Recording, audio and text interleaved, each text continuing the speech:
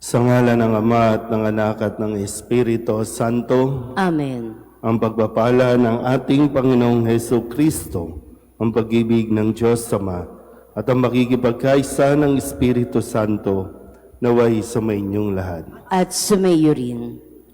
Mga kapatid, aminin natin ang ating mga kasalanan upang tayo'y maging marapat gumanap sa banal na pagdiriwang. Inaamin ko sa makapangyarihang Diyos at sa inyo mga kapatid na lubha akong nagkasala sa isip, sa salita at sa gawa at sa aking pagkukulang. Kaya isinasamo ko sa mahal na Birheng Maria, sa lahat ng mga anghel at mga banal, at sa inyo mga kapatid na ako'y panalangin sa Panginoong ating Diyos. Kaawaan tayo ng makapangyarihang Diyos, patawarin tayo sa ating mga kasalanan at patnubayan tayo sa buhay na walang hanggan. Amen. Panginoon, kaawaan mo kami. Panginoon, kaawaan mo kami. Kristo, kaawaan mo kami. Kristo, kaawaan mo kami. Panginoon, kaawaan mo kami. Panginoon, kaawaan mo kami. Manalangin tayo.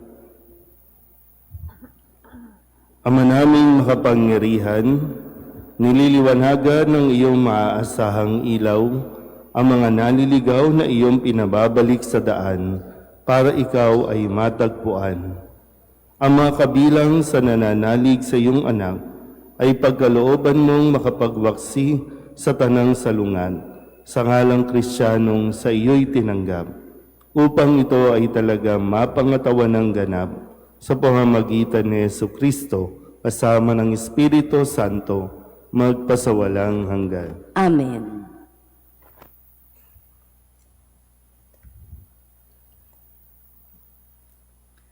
Pagbasa mula sa aklat ni Propeta Isaías. Noong mga araw na iyon, nagkasakit ng malubha si Ezekias, kaya siya'y dinalaw ni Isaías na anak ni Amos.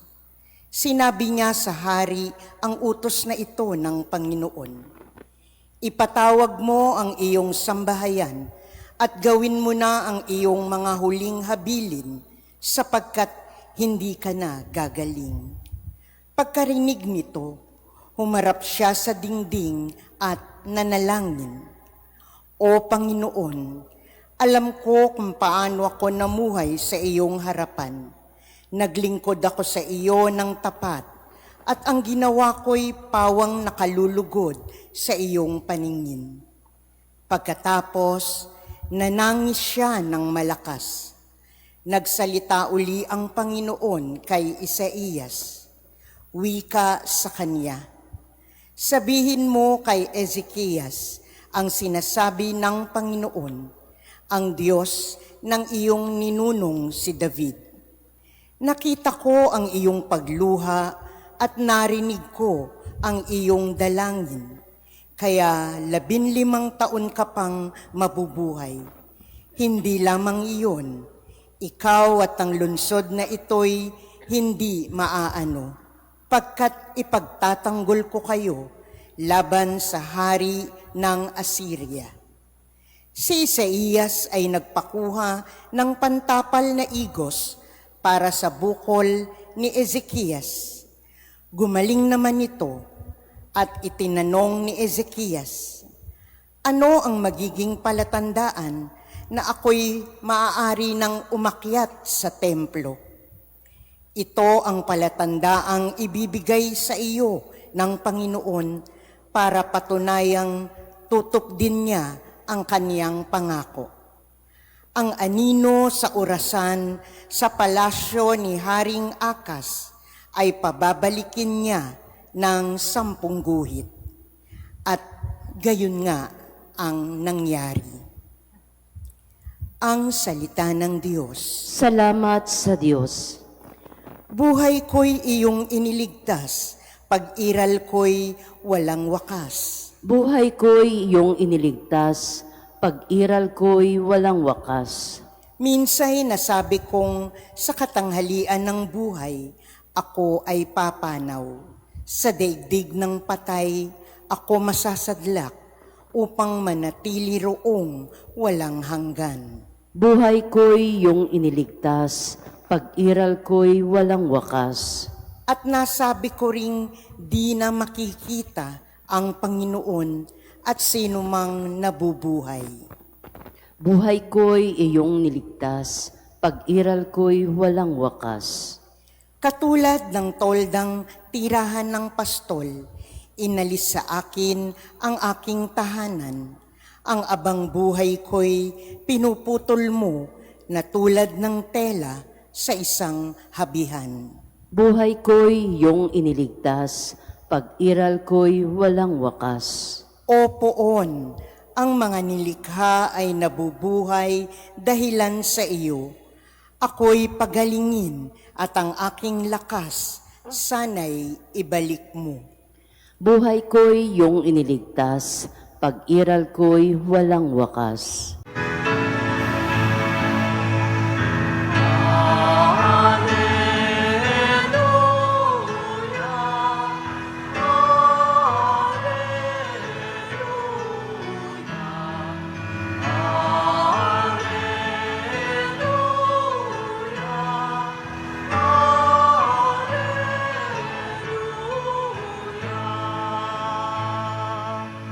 Ang tinig ko'y pakikinggan ng kabilang sa aking kawan. Ako'y kanilang susundan.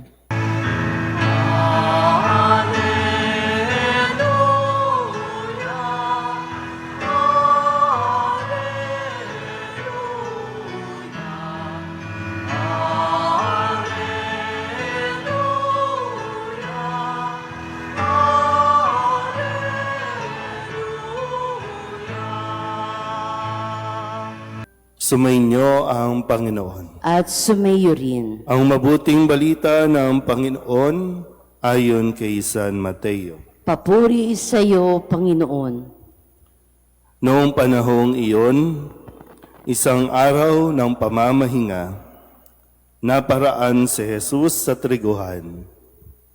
Nagutom ang kasama niyang mga alagad, kaya't nangitil sila ng uhay at kinain ang mga butil.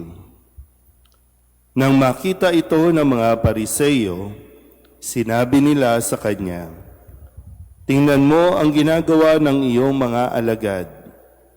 Bawal iyan kung araw ng pamamahinga." Sumagot si Jesus, "Hindi ba ninyo nabasa ang ginawa ni David nang magutom siya at ang kanyang mga kasama?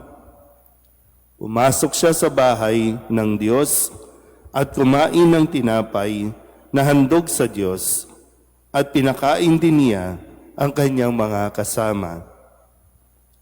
Labag sa kautusan, nakanin nila ang tinapay na iyon sapagkat ang mga saserdote lamang ang may karapatang kumain niyon. Hindi pa ba ninyo nababasa sa kautusan ni Moises na tuwing araw ng pamamahinga, lumalabag sa batas tungkol sa araw na ito ang mga saserdote sa templo. Gayunmay, hindi nila ipinagkakasala iyon. Sinasabi ko sa inyo, naririto ang isang higit na dakila kaysa templo. Hindi sana ninyo hinatulan ang mga walang sala kung alam ninyo ang kahulugan ng salitang ito.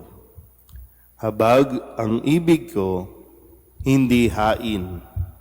Sapagkat ang araw ng pamamahinga ay nasa ilalim ng kapangyarihan ng Anak ng Tao. Ang mabuting balita ng Panginoon. Pinupuri ka namin, Panginoong Hesukristo. Isang magandang umaga po sa inyong lahat. Ngayon po ay Biyernes sa ika-15 linggo sa karaniwang panahon.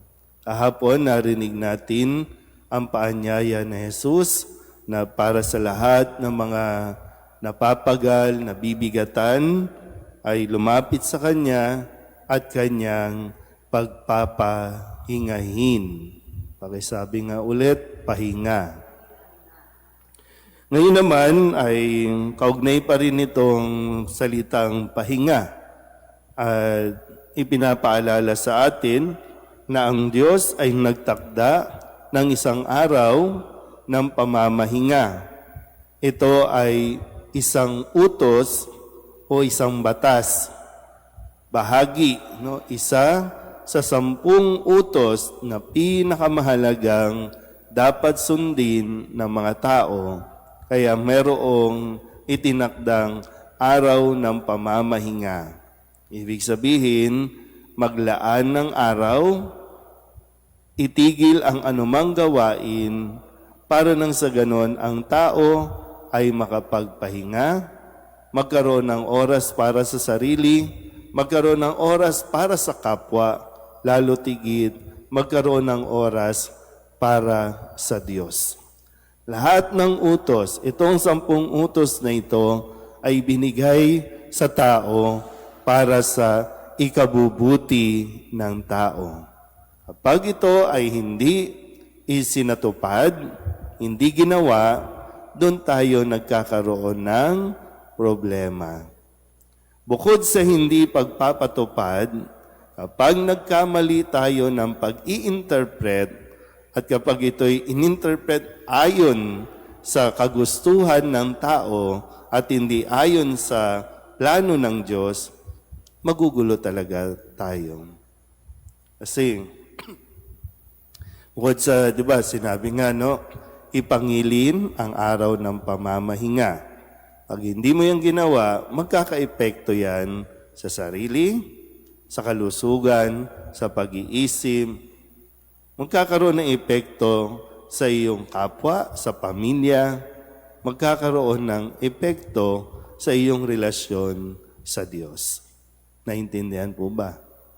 Okay. Kaya ngayon, isang pagkakamali nitong mga Pariseyo, kasi ang mga Pariseyo, para bang sila yung mga mambabatas noong panahong iyon. Sila kasi yung nakakaalam o nakaka-memorize, sila din yung mga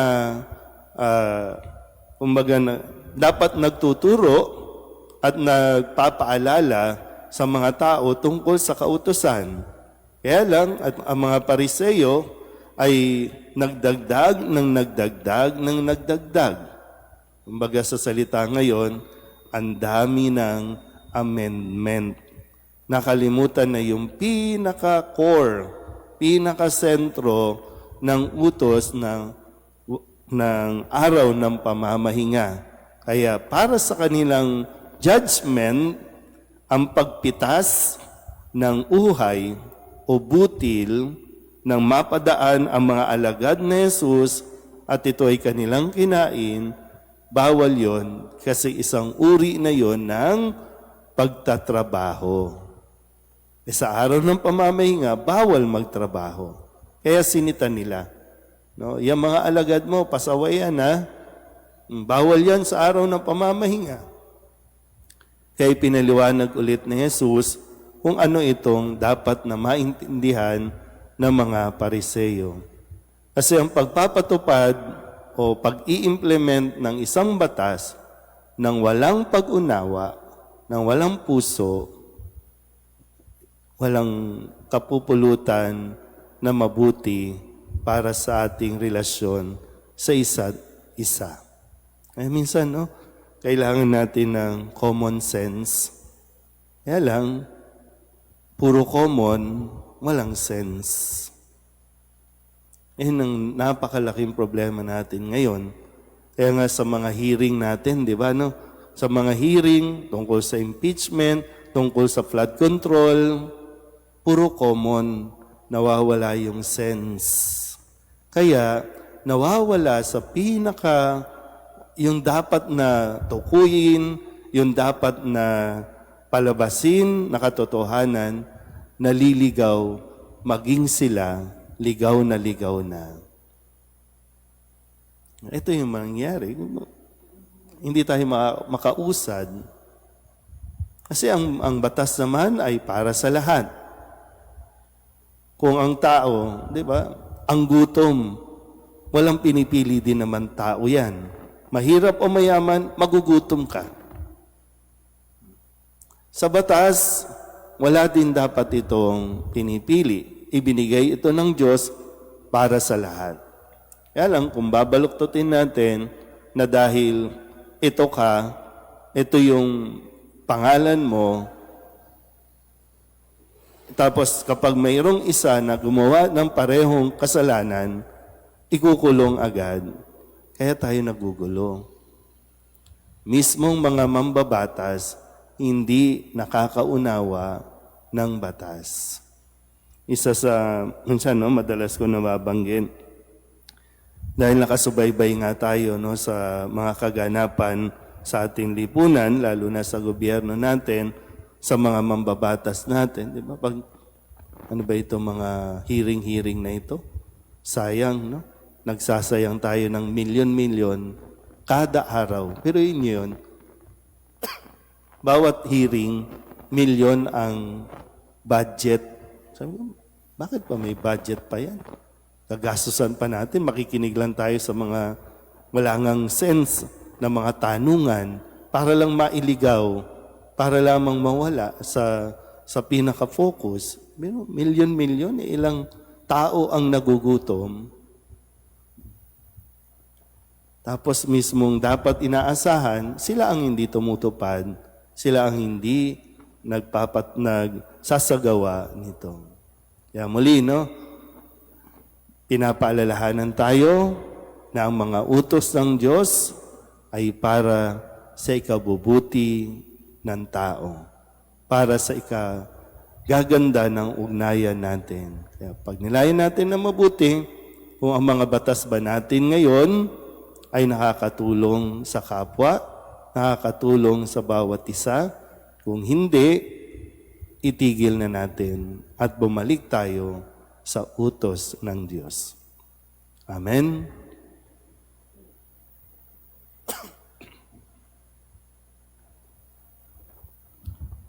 Manalangin tayo sa pamamagitan ng Kristo at sambahin natin ang Amang nasa langit sa ating pananampalataya, pag-ibig at mahabaging awa. Ang ating itutugon, Panginoon ng awa, basbasan mo kami. Panginoon ng awa, basbasan mo kami.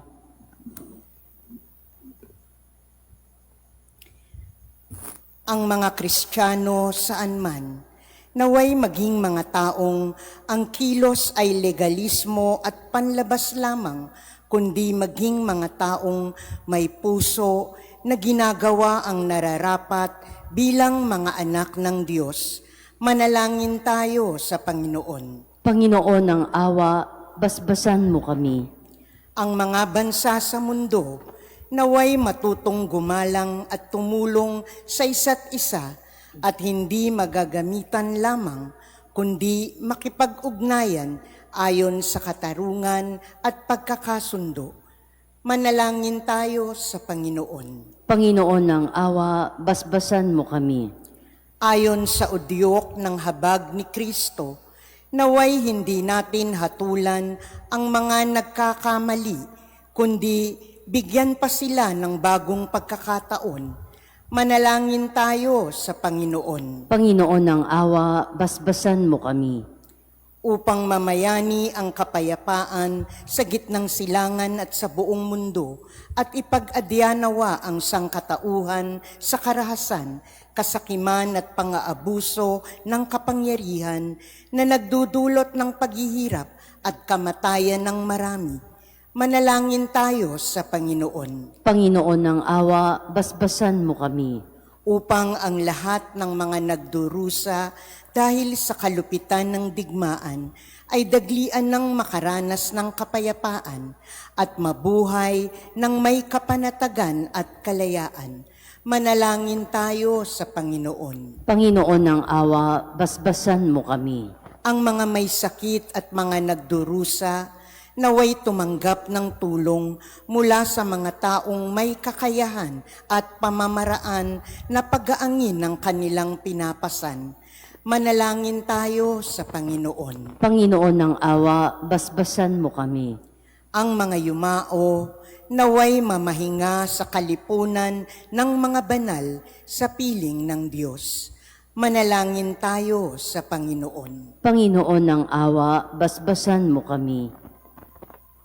Idulog din natin sa Panginoon ang ating mga personal na kahilingan, mga panalangin para sa ating mga pamilya, kasama din ang mga kahilingan ng mga nanonood sa online. Lahat ng mga misang pasasalamat, special na intensyon, agarang paggaling ng mga may sakit at ang lahat ng mga kaluluwa na iniling na ipagdasal sa misang ito. Ang lahat ng ito iniling namin sa ngalan ni Kristo ang aming Panginoon. Amen.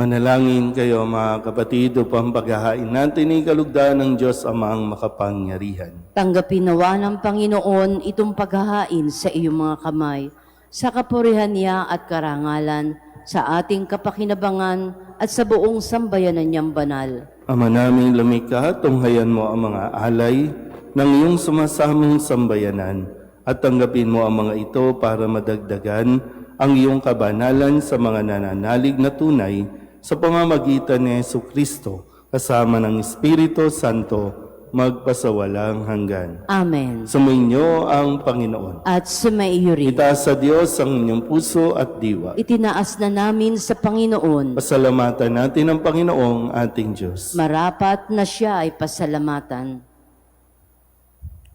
Ama naming makapangyarihan, tunay ngang marapat na ikaw ay aming pasalamatan. Ikinalulugod mong likain ang sanlibutan na iyong pinagbabago at idinarangal sa pamamagitan ng iyong anak na kinalulugdan, kaya't utang na loob ng iyong mga itinatangi at ng mga banal na kapiling mong lagi ang iyong paggiliw at pagkakandili.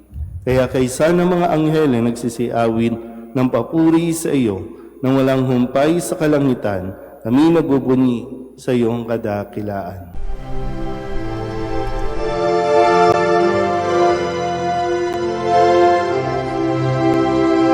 Santo, Santo, Santo, Panginoong Diyos makapangyarihan, napupuno ang langit at lupa ng kalwalhatian mo. Hosana sa kaitaasan, pinagpalang na paririto sa ngalan ng Panginoon. Hosana sa kaitaasan.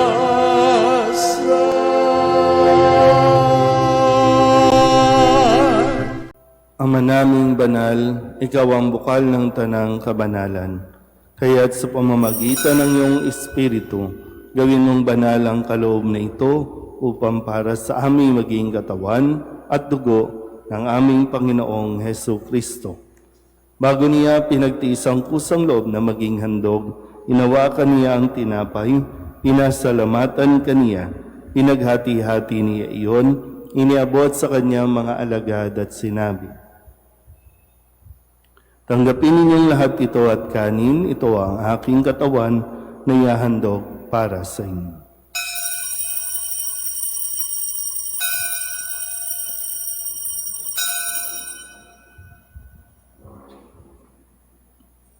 Gayun din naman nang matapos ang hapunan, hinawakan niya ang kalis, muli kaniyang pinasalamatan. Iniabot niya ang kalis sa kanyang mga alagad at sinabi, "Tanggapin ninyong lahat ito at inumin. Ito ang kahalis ng aking dugo, ng bago at walang hanggan tipan. Ang aking dugo na ibubuhos para sa inyo at para sa lahat sa pagpapatawad ng mga kasalanan. Gawin niyo ito sa pag-alaala sa akin.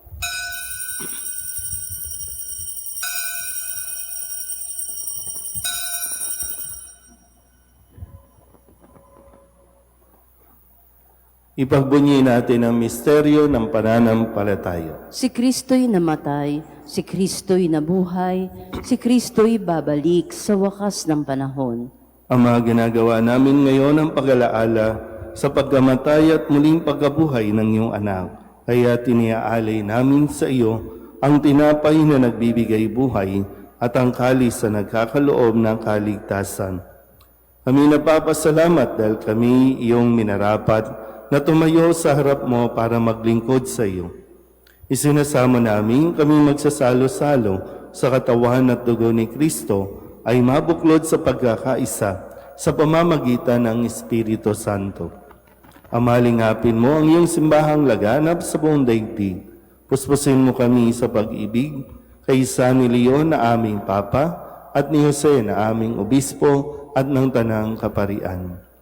Alalahanin mo si Hector na tinawag mo mula sa daigdig na ito. Nung siya'y binyagan, siya'y nakaisa ni Kristo sa pagkamatay. Ngayong siya'y pumanaw, naway makaisa siya ni Kristo sa pagkabuhay. Alalahanin mo rin ang mga kapatid naming nahimlay na may pag-asang sila'y muling mabubuhay, gayon din ang lahat ng mga pumanaw. Kawaan mo sila at patuloyin sa iyong kaliwanagan. Kawaan mo at pagindapating kaming lahat na makasalo sa iyong buhay na walang wakas. Kaysa ng mahal na Birheng Maria na Ina ng Diyos, ng kabiyak ng puso niyang si San Jose. Kaysa ng mga apostol at ng lahat ng mga banal na namuhay dito sa daigdig ng kalugod-lugod sa iyo. May pagdiwang nawa namin ang papupuri sa kararangal mo sa pamamagitan ng iyong anak na aming Panginoong Heso Kristo. Sa pamamagitan ng Kristo, kasama niya at sa Kanya, ang lahat ng parangal at papuri ay sa iyo, Diyos Amang makapangyarihan, kasama ng Espiritu Santo, magpasawalang hanggan.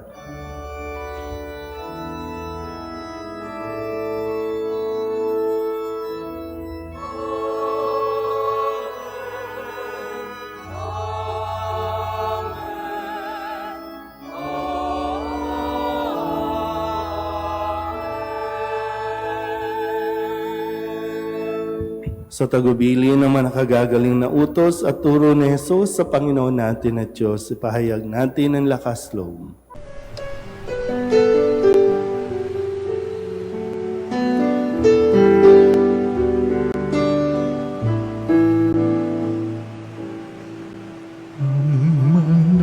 namin sumasalang ka, sambahin ang ngalan mo, mapasamin ang kaharian mo, sundin ang loob mo dito sa lupa para nang sa langit. Bigyan mo po kami ngayon ng aming kakanin sa araw-araw at patawarin mo kami sa aming mga sala para ng pagpapatawan namin sa nagkakasala sa amin, at huwag mo kaming ipagdulot sa tukso, at yadya mo sa lahat ng masama. Hiling namin kami iadya sa lahat ng masama, pagkalooban ng kapayapaan araw-araw, iligtas sa kasalanan at ilayo sa lahat ng kapahamakan, samantalang aming pinananabikan ang dakilang araw ng pagpapahayag ng tagapagligtas naming si Hesu Kristo. Sapagkat iyo ang kaharian at ang kapangyarihan at ang kapurihan magpakailanman. Amen. Panginoong Hesu Kristo, sinabi mo sa iyong mga apostol, kapayapaan ang iniiwan ko sa inyo, ang aking kapayapaan ang binibigay ko sa inyo. Tunghayan mo ang aming pananampalataya at huwag ang aming mga pagkakasala. Pagkalooban mo kami na kapayapaan at pagkakaisa ayon sa iyong kalooban, kasama ng Espiritu Santo, magpasawalang hanggan. Amen. Ang kapayapaan ng Panginoon ay laging sumainyo. At sumayo rin. Magbigayan tayo ng kapayapaan sa isa't isa.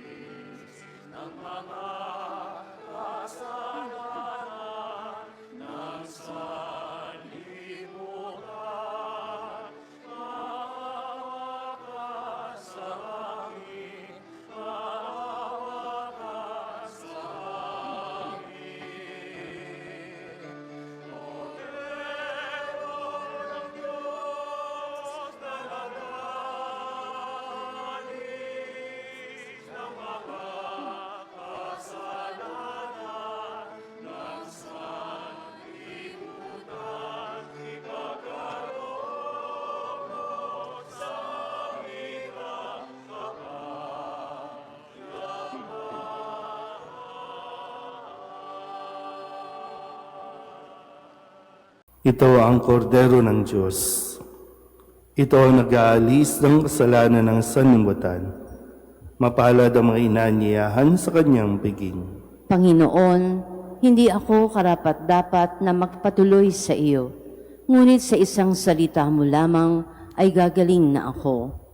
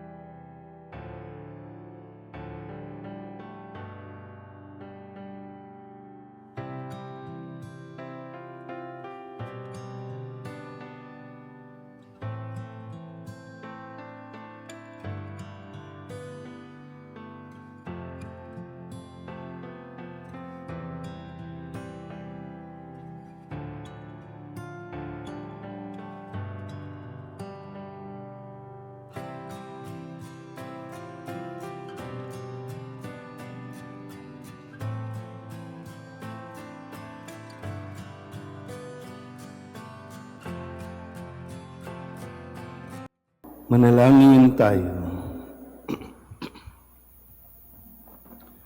Ama naming mapagmahal, kami mga pinapagsalo mo sa piging na banal, ay makatanggap nawa ng bungang karagdagan ng iyong pagliligtas na aming ipinagdiriwang sa pamamagitan ni Jesucristo kasama ng Espiritu Santo magpasawalang hanggan. Amen. Sumainyo ang Panginoon. At sumayo rin. At pagpalain kayo ng makapangyarihang Diyos, Ama at Anak, at Espiritu Santo. Amen. Tapos ang banal na misa, humayo tayo sa kapayapaan ni Kristo. Salamat sa Diyos. Magandang umaga po.